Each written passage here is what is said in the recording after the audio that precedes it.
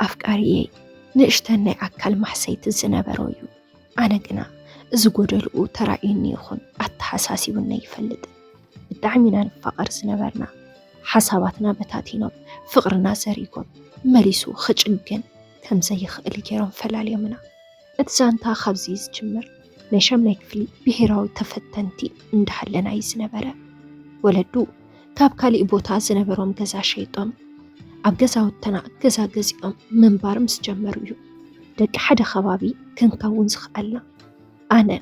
نولدي أمونغو خلت تودا تحوات سترخبكو برك إقوال نستيت ولادو ميا أبوي حانت سلسخونكو بالتعميو زسس علي كم بلين عيني يسرقيني نبيت سبي حانت قوال بمخاني كم لبايا كأبيت أزعبخو أتي أب قربيتنا جزا جزيهم كنبروز جمرو حدش تقربابتنا ناتي مانزاز خون ولادون أكل قدو سلسنبرا أبو بزز أقامو مخنيات مكزا ولادون مسنك عدس أقامون نتقول عامسديو قديفو وطفأ عديو نزيني أكلهوز أقام سنبرو ولادا بينا خوينا مكرانز أقامن اندار تعبيتو عدو رح قبدا جاكينا زيت جاكن بزو حكم الناتاتن سأبلاتن انت تعارت كساخ ألا قني كعلن عمود داتاقنا أبدأ حكمنا مسقبرة كفت زنبرو استوسنا لو تمزأ بالدعم ملكعينيا كورع زبالة أوي سواننا تسبح الوديو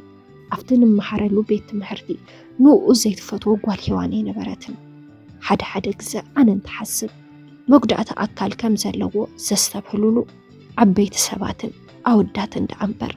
بتناتي عدم زنبرا محازوتن ما محرتين قنا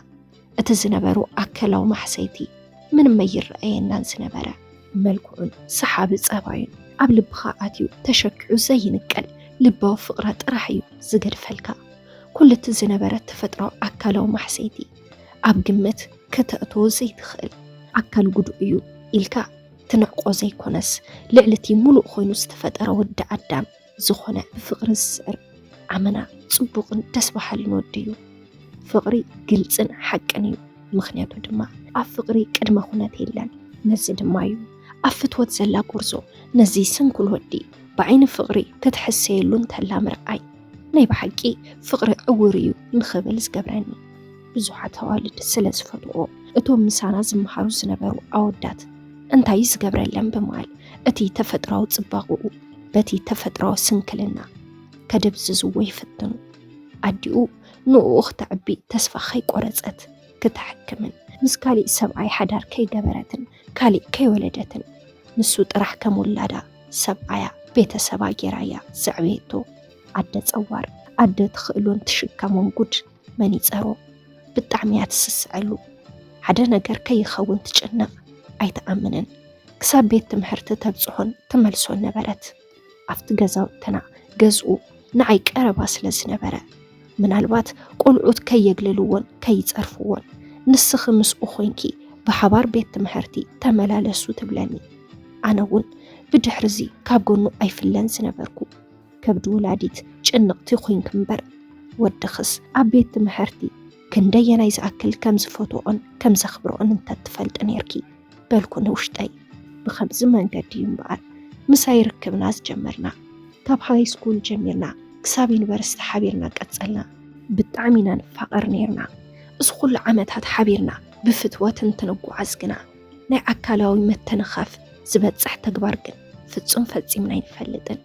بالطعمينا نكبابر كل جزا بحبارينا قنا دما ركبنا دنبر زد حسين برا قربنا زرعيو قنا نعيز حسبون زنبرو إنا رحاقوني نو أزمني أزنبراون تسأقعن اندحزا مزا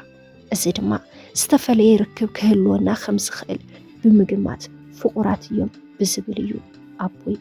أب حيمانوتين سرعتين جواز خونت قوال كخونا لو يسمنن سمعدن من سنبرا أنا كنا نيفكاريي كرعاتن تأقستن كاب حسابو كيوزء تساقعلو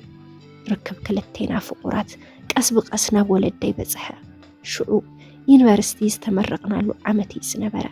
أبوي بأي كم إلو نتحرق أستبهلالو نستوعلالو نيفلدن إز كل عمت مسؤول بفقر خد صنحو خلهم زقبركم ونقر كهلو يبلاني أنا قنا እትወዲ ስርዓቱ ዝሓልዎን ተንኪፉን ከምዘይ ይፈልጥ ተርድኦ ይፍትን ከኣምነኒ ግን ኣይከኣለን ፍቕሪ ከም ዝሓዘኒ ምስ ተረድአ ዝኾነ ብርኪ ተጓዒስኩም ኢኹም ብማል ጥርጣረ ገበረ ምስ ከምኦ ዓይነት ኣካላዊ ማሕሰይቲ ዘለዎ ወዲ እዚ ክትገብሪ ፍጹም ኣይተጸበኹኽን ብማል ድማ ክጸርፈንን ሕርቃኑ ክገልጽን ጀመረ እንተ ኣነ ግና ኣፍቃርዬ ዕጉስ ስለ ዝነበረ እምበር እቲ ወለደይ ዝፈርሕዎ ዘሎ ናይ ርክብ ድሌተይ ልዑል ዝነበረ ኣፍቃርዬ ግና ነዚ ነገር ክደፋፍአኒ ብዘይምኽኣሉ ዝኹሉ ዓመት ብፍቕሪ ጥራሕ ኢና ዘሕለፍናዮ ኣደይ እውን እቲ ኩነታት ምስ ፈለጠት ናብ ገዛ ኣፍቃርዬ ብምኻድ ንኡ ዘለዋ ነቐትን ምሳይ ዘይምጥን ምዃኑን ምንም ዘይተተንተፍኩ እንዳሃለኹ ወድኺ ጓለይ በላሽለይ ብማል ነዛ ምሽክነይ ተዲኡ ተባዓሰታ ክሳብ ገዛውትና ኩሎም ሰባት ተኣከቡ እቲ ጉድውን ኩሉ ሰብ ሰምዐ ብተግባር ወለደይ ሓዚነ ገዛ ተዓፄ ክበኪ ይውዕል ነበርኩ ድሕሪ ሓደ ሰሙን ናይ ኣፍቃርዬ እዶ ናባይ ደወለት ወደይ ስለ ዝፈትወኪ ኣነ እውን ይፈትወኪ እየ ከም ውላደየ ዝርእኪ ቅንዕቲ ጓል ምዃንክ እውን ተዓዚበየ ሕዚ ግና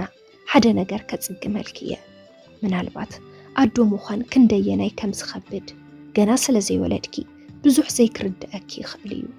ቤተሰብ ዘይፈትዎ ዘይመረጽዎን ሓዳር ክቕጽለይ ይኽእልን ንስኽን ውላደይን ብፍቕሪ ተጣሚርኩም ናብራ ወላ እኳ እንተትገብሩ ወለድኽን ኣነን ግና ኣይንረዳዳእን ስለዚ መወዳእትኡ ምፍልላይ ምብትታን እዩ ክኸውን ወደይ ናትክ መልሲ ይጽበ ዘሎ ዝኾነ መንገዲ ፈጢሩ ናብ ካሊእ ዓዲ ሒዙ ክንኽጠፍእ እዩ ዝሓስብ ዘሎ ስለዚ ንስኺ ንወለድኺ ውላደይ ድማ ንዓይ ክትርሕቁና ፍጹም ይንደልን ኣነ ድማ ካብ ቅድሚ ዓይነይ ክፍለየኒ ዘይደልዮ መተካእታ ዘይብሉ እንኮ ውላደዩ ብማል ንቐጻሊ ኣብ ናብራና ሕማቕ ተጽዕኖ ከምጸልና ከም ዝኽእልን ብምሕባር ነፍቃርዬ ከም ዘይፍቅሮን ምስኡ ክቕጽል ከም ዘይደልን ቁርጹ ነጊረ ክንፈላለ ከም ዘለና ኣዲኡ ተነግረኒ እናበኽየት ክንፈላለ ትልምነኒ ኣነ እውን ከመይ ጌራ ከም ዘዕብየቶ ስለ ዘስተብሃልኩ ከኣበይ ከኣልኩን በቲ ዝሓበትኒ ምኽርን ሓሳብን ተሰማሚዐ ናይ ቤተሰበይ ፈታኒ ኩነታት ብግዘ ክንሰግሮ ኢና ጥራሕ ኩሉ ገዲፈ ምስ ኣፍቃርዬ ንላዘብ ዝብል ሓሳብ እዩ ነይርኒ ድሓር ግና እዚ ድሌት ክቕይር ተገደድኩ ንቤተሰበይ ክብል ኢለ ዘይኮንኩስ ነታ ከብድኻ እትበልዕ ኣዲኡ ፈጣሪ ስም እናተማሕፀነት ምስ ለመነትኒ ግና እቲ ዝነበረኒ እምነት ተቐየረ መፀንግዒ ፍቕሪ ክትኾነኒ እያ ዝበልክዋ ኣደ ቀበፅክዋ ቃል ኣምላኽ ኣልዒላ ተማሕፂናትኒ እያ ኣዶ ፍቃርዬ ክሰምዓ ግድን ስለ ዝነበረ ንኽገድፎ ቁፀርኩ ልበይ ብሓልሓልታ ፍቕሪ እናተቃፀለት ዓይነይ እናነበዐት ውሽጣዊ ስምዒተይ ሓቢአ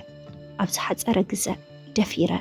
ኣይደልየካን ኢለ ክዛረቦ ግን ዓቕሚ ነበረንን ድሕሪ ሓደ ሰሙን ደው ኢለ ክገድፈኒ ነገርክዎ ኣዒንተይ ንብዓት እንዳዋሓዘ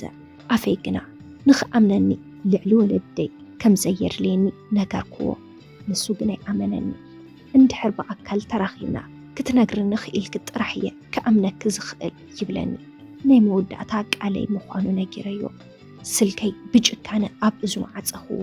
ክልተ ግዘ መልእኽቲ ጽሒፉ ብምስዳድ ናይ ዓመታት ፍቕርና ብጊዜያዊ ፈተና ክንስእኖ ከም ዘይብልና ይልምነኒ ኣነ ግና ብቑዕ መልሲ ስለ ዘይነበረኒ ከይመለስኩሉ ተረፍኩ ኣብቲ ካልኣይ ደብሪ ዝርከብ መደቀስዬ ኣትየ ብመሽኮት ናፍቲ ኩሉ ግዘ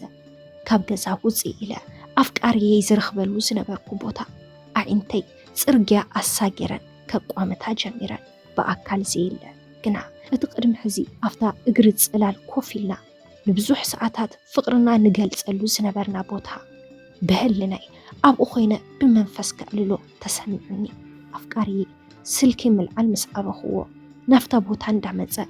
በታ መሽኮት ምልክት ብምርኣይ ክረኽቦ ይደሊ ኣነ ግና ከም ዘይረኣኽዎ ኣጽቂጠ ስቕ ይብል ሞባይሉ ብሕርቀን ኣብ ጽርግያ ብምድርባ ይሰብራ ተስፋ ቆሪጹ ድማ ይኸይድ ንሓደ ስኹምን ዝኣክል ኣፍታ ናይ ኩሉ ግዜ መራኸቢትና ቦታ እንዳመፀ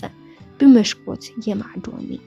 እቲ ናይ መሽኮት ቤትሮ ናብ ደገ እምበር ናብ ውሽጢ ኣየርእን ዝነበረ ኣነ ዝገብሮ ነገር ኩሉ ይሪኦ ንሱ ግን ኣየርእየንን ኣፍታ ቦታ በታ ንራኸበላ ሰዓት እንዳመፀ ኮፍ ኢሉ እናሰኣነኒ ተመሊሱ ይኸይድ። ብድሕርዚ ከባቢ 2 ወርሒ ዝኣክል ዳሃዮ ጥፈ ኣይመፅን። ኣነ እውን ብግደይ ብዛዕባኡ ክጭነቕ ጀሚረ። ብሕክምና ምኽንያት እቲ ዝነበሩሉ ገዛ ኣካርዮም ምስ ኣዲኡ ደገ ከም ዝወፁ ፈለጥኩ። ከባቢ 3 ዓመት ተፈላሊና። ምስ ኣቦይ ኣብ ናይ ሸቐጥ ስራሕ ይሰርሕ። ሓደ ወዲ ግና ልዕሊ 2 ዓመት ዝኸውን ፈተኹኺ ኣፍቀርኩኺ እንዳበለ ዕረፍቲ ኸለአኒ። ነቲ ናይ መጀመርታ ህይወት ንምርሳዕ ክብል ይቐርቦ። ልበይ ግና ኣብ ሕሉፍ ጥሒላ ተረፈት። ንሓዳር ይሓተኒ። እቲ መርዓ ድሌት ወለደይ ስለ ዝነበረ ካብኡ ዘይሓልፍ እውን ስለ ዝኾነ ተቐቢለዮ። ልበይ ክሳብ ሕዚ ኣብቲ ናይ መጀመርታ ዋላ እኳ እንተኾነ ምስ ከባቢ 2 ዓመት ዝልምነኒ ዝፀንሐ ወዲ ተመርዔ ሓዳር ገይረ ምንባር ጀመርኩ። ብርግፅ ንናብኡ ዝግደስን ብመልክዑ ይኹን ብፀባዩ ዝምጥነኒ ወዲ ምምርዓወይ ናይ ልበይ ዝረኸብኩ ኮይኑ ኣይትሰምዐንን። ብኸምዚ መልክዕ ድማ ካብ ብቆልዓይ ጀሚረ ኣዝየ ዘፍቅሮን ንሱ እውን ብማዓረ ዘፍቅረንን ኣፍቃርየ። ብሰንኪ ወለደይ ተፈላለየ ተረፍኩ። ናይ ወለደይ ድሌት ንኸማልእ ኢለ ድማ ልበይ ምስ ካሊእ ኣቐሚጠ ምስ ዘየፍቅሮ ወዲ ይነብር ኣለኹ። ምስ ካሊእ ሓዳር ገይረ ምንባር ምስ ጀመርኩ ኣብ ዓመተይ እቲ ናይ ቀደም ኣፍቃርየ ጥዕንኡ ኣብ ዝሓሸ ኩነታት ከም ዝርከብን እቲ ዝነበሩ ማሕሰይቲ ክድሕን ዝኽእል ከም ዝነበረን ብሕክምናዊ ክትትል ካብቲ ዝነበሩ ዝሓሸ ለውጢ ከም ዘምፀን ምስ ካሊእ ተመሪዑ ሓዳር ከም ዝገበረ ሰማዕኹ። ውሽጠይ ዋላ ምስ ካሊእ ሓዳር ገይረ እንሓለኹ ግና ንኡ እየ ዘፍቅር ዓርሰይ ንኸፀናንዕ ድማ ሓደ ግዜ ተፈላለይና ኢና እንዳበልኩ ንውሽጠይ ብምእማን ናብራይ ቀጸልኩ። እዚ እምበኣር እቲ ዝኸበደ ናይ እምሮ ስንክልና ምስ ትፈትዎን ተፍቅሮን ዘይምንባር ንሰብ ክትብል ቃል ዓላም እንዳገበርካ እትኸፍሎ መስዋዕቲ ስንክልና ኣብ እተሓሳስባን ኣእምሮን እዩ እምበር ኣብ ኣካላት ኣይኮነን። ስለዚ እዛ ዛንታይ ንብዙሓት ከተምሃርያ ኢለየ ዘካፍለኩም ዘለኹ። ካባይ ተመሃሩ።